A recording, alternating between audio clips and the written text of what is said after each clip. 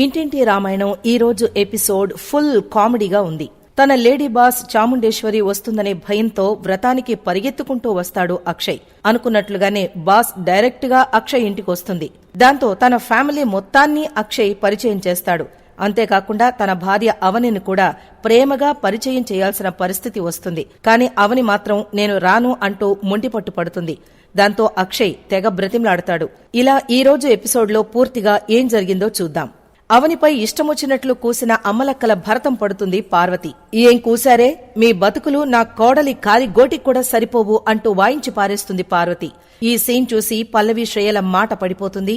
అసలిదంతా నిజమేనా అన్నట్లుగా పల్లవి టెన్షన్ పడుతుంది. ఇక్కడ పూజ జరుగుతుంది కాబట్టి బతికిపోయారు, లేకపోతే చెప్పు తీసుకుని మీ మూతిపళ్ళు రాలగొట్టేదాన్ని, పొండిక్కడి నుంచి పొమ్మన్నానా అంటూ అమలక్కల్ని తరిమేస్తుంది పార్వతి.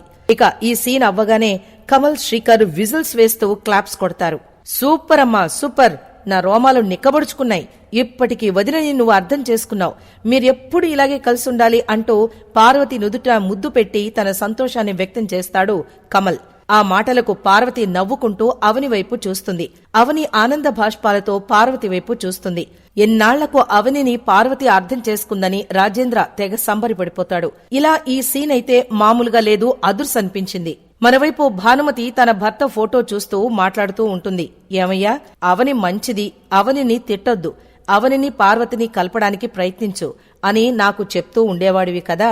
నువ్వు చెప్తున్న దగ్గర్నుంచి అవనిని ఏమీ అనడం లేదయ్యా. నువ్వు కోరుకున్నట్లే పార్వతికి అవని మీద కోపం పోయింది. మన పార్వతి అవనితో ప్రేమగా మాట్లాడుతూ ఉంటే ఎంత ఆనందంగా ఉందో తెలుసా అంటుంది భానుమతి. ఇంతలో తెలుసే, నువ్వు ఆనందంగా ఉండడం స్వర్గం నుంచి చూశానే, నేను కూడా నీతో ఆనందాన్ని షేర్ చేసుకుందామని నీకోసం వచ్చాను అంటూ తాత గెటప్ లో కమల్ ఎంట్రీ ఇస్తాడు. మన కోడలు పార్వతి మనవరాలు అవని కలిసిపోయినందుకు నాకు చాలా సంతోషంగా ఉంది. అలాగే అవని అక్షయ్లు కూడా కలిసిపోతే ఇంకా సంతోషంగా ఉంటుందే, అందుకోసం ప్రయత్నిస్తేనే పని జరుగుతుంది అంటాడు కమల్.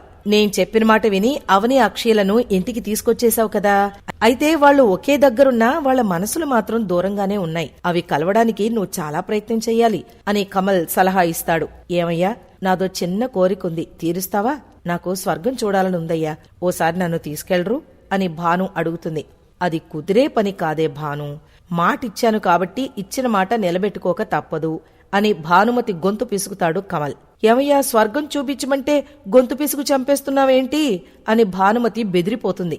ఒసే భాను, మనం చచ్చిన తరువాతే స్వర్గం నరకం చూడగలమే, నీకు స్వర్గం చూపిస్తానని మాటిచ్చాను కాబట్టి నిన్ను చంపాలనుకుంటున్నాను అంటాడు. అమ్మో వద్దయ్యా, నేనింకా 50 ఏళ్లు బ్రతకాలనుకుంటున్నా, నాకే స్వర్గం వద్దు అనంటుంది భానుమతి. ఇంతలో అక్షయ్ కంగారుగా పరిగెత్తుకుంటూ ఇంటికొస్తాడు. అక్షయ్ని చూసి పల్లవి, శ్రేయ అవాక్కవుతారు. నువ్వు నాకిచ్చిన మాట నిలబెట్టుకున్నావు అవని, చాలా థ్యాంక్స్ అంటూ పార్వతి సంతోషపడుతుంది. రే అక్షయ్, నువ్వు వస్తావని అస్సలు అనుకోలేదురా అంటుంది పార్వతి. అమ్మా, నాకోసం ఎవరైనా వచ్చారా అని అక్షయ్ అడుగుతాడు. అవని, నాన్న, ఆరాధ్య అందరూ వచ్చారు, ఇంకెవరు రావాలి అని భానుమతి అడుగుతుంది. నాకోసం ఒకరొస్తారు, ఎవరూ రాలేదా అని అడుగుతాడు అక్షయ్. అక్షయ్ తప్పకుండా వస్తాడని అవని చెప్పింది, వచ్చాడు. కాని ఏం చెప్పి వీడిని రప్పించుంటుంది అవని అని రాజేంద్ర ఆలోచిస్తుంటాడు. ఇంతలో ఎక్స్క్యూజ్ మీ అంటూ Akshay lady boss Chamundeshwari entry ఇస్తుంది. ఈ కొత్త క్యారెక్టర్ ఎవరు అని పల్లవి ఆలోచిస్తుంది. రండి మేడం, రండి కూర్చోండి అంటాడు అక్షయ్. ఈ మరిదులు గారెలు నాకేం అక్కర్లేదు అని చాముండేశ్వరి అంటే, మేడం మరిదులు గారెలు కాదు, మర్యాదలు గౌరవాలు అని అక్షయ్ కరెక్ట్ చేస్తాడు. మా మేడం కొంచెం తెలుగులో వీక్ అన్నట్లు పరిచయం చేయడం మర్చిపోయాను. నేను కొత్తగా జాబులో జాయిన్ అయ్యాను కదా, ఈవిడ మా ఎండీ గారు అంటూ పార్వతికి పరిచయం చేస్తాడు అక్షయ్. ఈయన మా నాన్న అని అక్షయ్ చెప్పబోతూ ఉంటే, హాయ్ రాజా అంటూ ఆవిడే పలకరిస్తుంది. రాజేంద్ర కూడా హాయ్ చాము, చాలా రోజులకిలా కలిశావు అంటూ మాట కలుపుతాడు. ఇది చూసి అక్షయ్ అవాక్కవుతాడు. మేడం, మా నాన్నగారు మీకు ముందే తెలుసా అని అడిగితే, బాగా అంటుంది చాముండేశ్వరి. ఏంటి విషయాలు అని అడిగితే, జీవితం అలా పోతుంది, నువ్వెలా ఉన్నావు అని రాజేంద్ర అడుగుతాడు.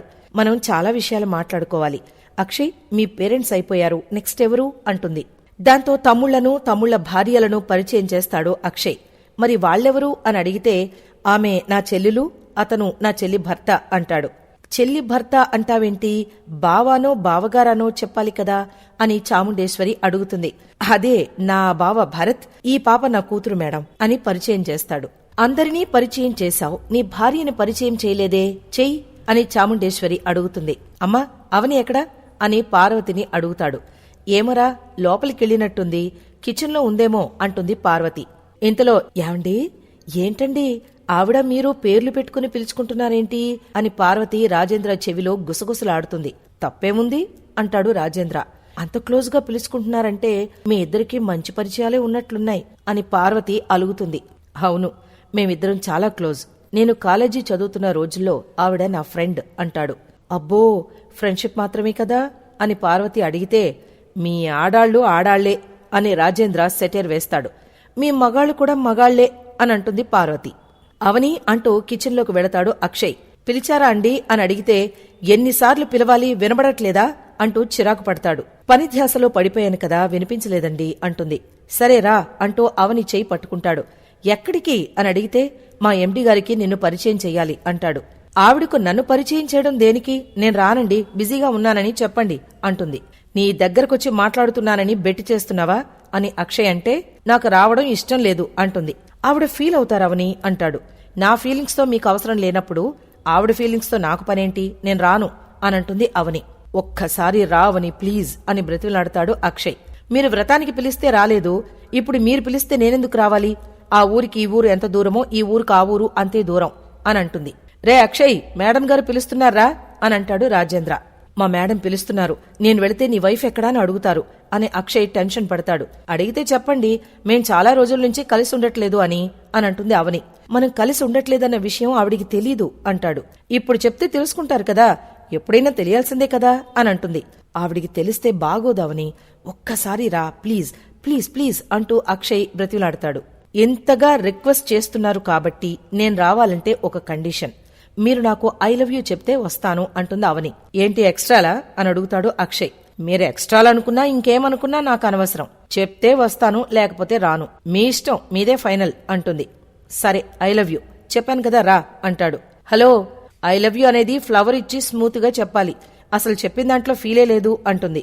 సరే అంటూ చేతిలో టమాటాలు కోపంగా పిసుకుతూ పైకి మాత్రం ఐ లవ్ యూ అంటూ నవ్వుతూ చెప్తాడు అక్షయ్. ఫీల్తో చెప్పాను కదా రా అంటాడు. నాకు రావాలని లేదు అని అవని మళ్లీ ట్విస్ట్ ఇస్తుంది. అదేంటి ఐ లవ్ యూ చెప్పమంటే చెప్పాను ఇంకేంటి అంటాడు. మీరు సింపుల్ గా ఈవిడ నా వైఫ్ అని చెప్తే ఏం బాగుంటుంది, షుగర్లెస్ టీలా ఉంటుంది. అదే పాయసంలో జీడిపప్పు కిస్మిస్లు యాలకులు ఇవన్నీ వేస్తే ఎంత కమ్మగా ఉంటుంది. అందుకే మీ మేడం గారికి నా గురించి 4 మంచి మాటలు చెప్తేనే వస్తాను, ఎక్కువ అవసరం లేదు, 4 చెప్తే చాలు అని మెలిక పెడుతుంది. దాంతో సరే పద అంటూ అవని చేయి పట్టుకుంటాడు అక్షయ్. అక్కడితో నేటి ఎపిసోడ్ ముగిసింది.